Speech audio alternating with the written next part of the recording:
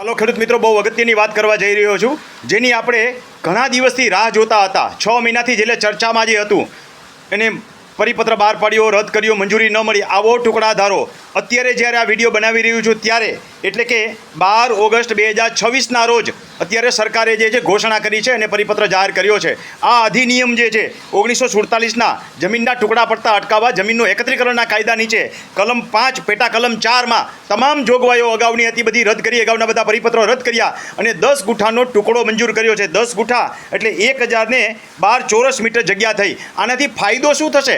ઘણા બધા વ્યક્તિઓ વિડીયો તો કરશે અને ઘણા બધા એને વાયરલ પણ કરશે, પરંતુ એનાથી શું ફાયદો થશે એ હું તમને ગણાવું છું. મારા વિડીયો પછી ઘણા બધાના વિડીયો આવશે, તો અગાઉથી જ આ વિડીયો દ્વારા જાણી લો કે શું ફાયદો થશે ને ખરા અર્થમાં જો ટુકડા ધારાનો તમે ફાયદો લઈ શકો તો જ સરકારે જે આ પરિપત્ર બહાર પાડ્યો છે અને કાયદામાં સુધારો જાહેર કર્યો છે એનો લાભ તમે લઈ શકશો. હવે પહેલો ફાયદો એ કે કોઈ પણ વ્યક્તિ પાસે જેટલા પૈસાની જરૂર હોય એટલી જ જમીન એ વેચી શકશે. અગાઉ શું થતું હતું કે 1 એકર જગ્યા મિનિમમ વેચવી પડતી હતી. હવે માનો કે મારે ત્યાં 5 એકર 4 એકર 1 એકર જગ્યા છે, 4 કરોડ રૂપિયા કિંમત છે, મારે ખાલી 50 લાખની જરૂર છે, તો હું 10 ગુઠા ટુકડો વેચી દઉં તો મારે જેટલા જરૂરી પૈસા છે એટલા મળી જશે. આ રીતે એક રસ્તો એ થઈ શકશે. બીજું, એને કરવા માટે અત્યંત ઉપયોગી થશે. આખી જમીનમાંથી એક ટુકડો જુદો પાડી આપણે જે કટકાનો ટુકડો કરવા માગતા હોય અને જે જગ્યાએથી ટુકડો કરી અને આપણે એમાંથી સરકારને માર્જિનની જગ્યા દેવી હોય એ પણ આપણે આપણી ઈચ્છાથી દઈ શકશે. આવો એક બેસ્ટ બેનિફિટ થશે. ત્રીજો કાયદો કે ઘણી બધી વખત પૈસાની જરૂર પડે અને ખેડૂતને જમીન વેચી નાખવી પડે અને હવે ખાતેદાર રહેવું છે તો એ જ જગ્યામાંથી 10 ગુઠા જમીન રાખી અને ખાતેદારી શકશે.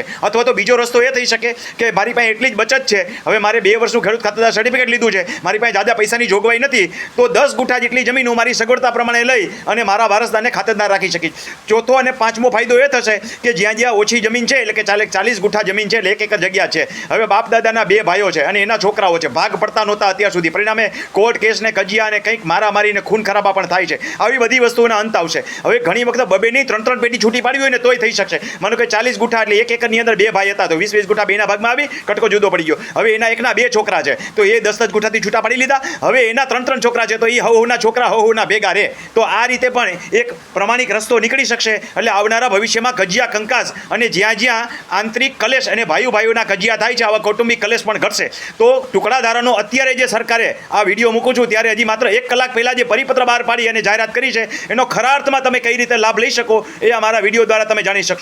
આ સિવાય પણ ઘણું બધું છે. ક્ષેત્રફળ રિલેટેડ ઘણી બધી બાબતો હોય એને લગતા વિવાદો હોય તો આ બધા વિવાદોનો અંત સમજદારીપૂર્વક આ ટુકડા ધારાની જે જોગવાઈઓ બધી જૂની હતી એ તમામ રદ કરવામાં આવી છે અને 10 ગુઠાનો ટુકડો સરકારે અત્યારથી જ મંજૂર કર્યો છે. એટલે આજની તારીખથી કોઈ પણ વ્યક્તિ દસ્તાવેજ કરી શકશે તો 10 ગુઠાનો ટુકડો મંજૂર થશે. એટલું જ નહીં, અગાઉ થયેલા તમામ દસ્તાવેજો પણ આનાથી માન્ય ગણાશે. આ ખાસ અગત્યની જોગવાઈ છે. અને ટુકડા ધારામાં જેના નામ રદ થયા છે એ લોકો પણ પોતાના નામ ફરીવાર રેવન્યુ રેકર્ડમાં ચડાવી શકશે. એટલું જ નહીં, અગાઉના જૂના કેસ અને વિવાદ ચાલે છે આવા વિવાદોનો પણ આનાથી અંત આવશે. તો સમજદારીપૂર્વક આનો લાભ લેજો જેથી કરીને આવનારા ભવિષ્યમાં કોઈ કજિયા કંકાસ ન થાય અને મિલકત જે છે તમે શાંતિથી ભોગવી શકો. આ ઓડિયો તમને ગમ્યો હોય તો તમારા અન્ય મિત્રો સર્કલને ફોરવર્ડ કરજો જેથી કરીને માત્ર ટુકડા ધારો મંજૂર થયો છે એનો ઢોલ પીટવાનો કોઈ અર્થ નથી. એનાથી શું ફાયદો થશે એ સમજો તો જ કોઈ પણ કાયદાનો મિનિંગ રહેશે. હું ક્યાંય લાંબી વાતો કરતો નથી. આટલી વાત કરવામાં બીજા વ્યક્તિઓએ વિડીયો 30 મિનિટનો બનાવ્યો હોય ને એમાં શું કહેવા માગે છે એ પણ તમને યાદ ન રહ્યું હોય. જ્યારે આ મારા વિડીયોની અંદર મેં તમને 6 બાબત 3 મિનિટમાં કહી દીધી છે તો આશા રાખું છું કે તમે આ વિડીયોને તમારા મિત્ર સર્કલ ગ્રુપમાં જ્યાં લાગુ પડતું હોય ત્યાં ફોરવર્ડ કરજો જેથી કરીને સરકારની નેમ છે કે ટુકડા ધારાને આધારે અનેક ફાયદાઓ થાય એ આ ફાયદાનો લાભ ખેડૂત ખરા અર્થમાં લઈ શકે અને સર્વત્ર શાંતિ ફેલાય અને ખરા અર્થમાં ગોકુળિયું ગામ બને, કજિયા કંકાસ મટે અને ઘરે ઘરની અંદર શાંતિ સ્થપાય.